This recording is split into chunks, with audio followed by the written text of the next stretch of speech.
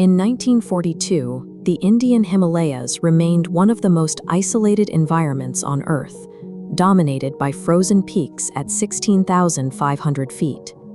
British Forest Ranger H.K. Madwal was navigating these conditions during a violent blizzard, pushing through snow that had claimed countless travelers before him.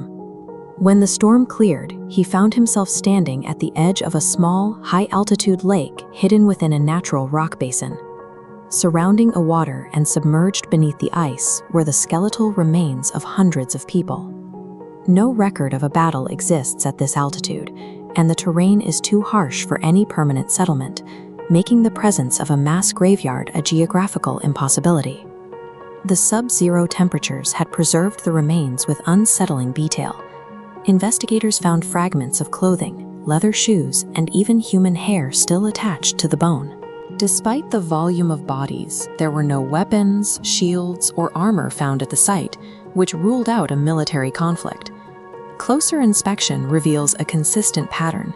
Nearly every skull features a single, perfectly rounded fracture. These injuries show no signs of lateral impact. The angle of the cracks proves that the fatal force struck the victims from directly above. The uniformity of the wounds suggests a single catastrophic event caused by an unidentified downward force, leaving behind a forensic scene that defies standard logic.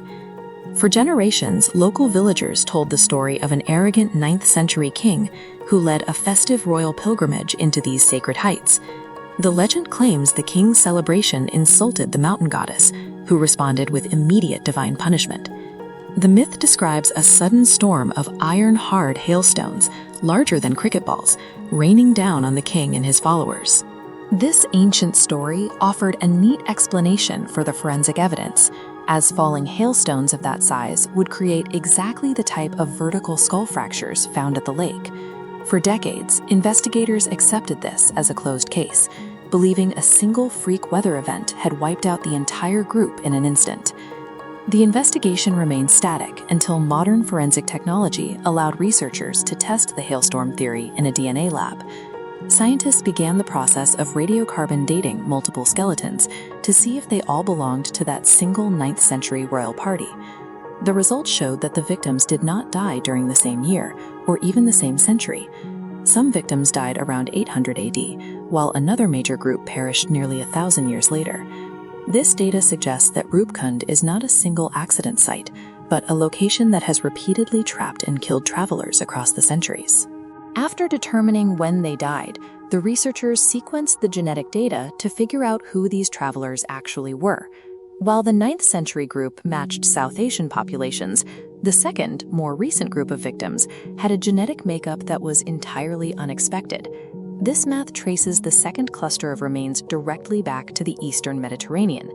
There is no recorded historical link between Mediterranean travelers and this remote Himalayan valley, yet the genetic evidence places them at the lake centuries ago.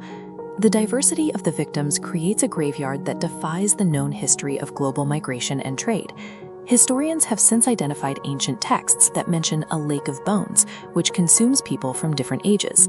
This pattern of disappearance extends into the modern era. Regional search and rescue records contain reports of trekkers vanishing, leaving behind abandoned camps near the lake.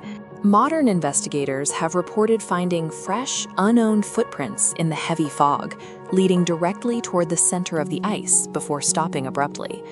The extreme altitude and sudden shifts in weather create a landscape where people are easily disoriented and eventually consumed by the elements.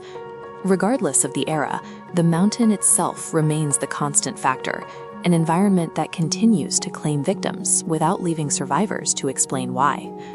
DNA sequencing and local legends provide pieces of the story, but the reason so many diverse groups ended up at this specific coordinate remains unknown. The skeletons remain at the lake today, exposed to the elements as the ice thaws each summer. Beneath the surface of the frozen water, the preservation of the bodies means that faces and limbs are still clearly visible through the ice. As the climate changes and the snow continues to melt, it is likely that even more remains will be revealed. Roopkund Lake remains an active, unresolved site of disappearance, a reminder that in the high Himalayas, the dead are never truly buried.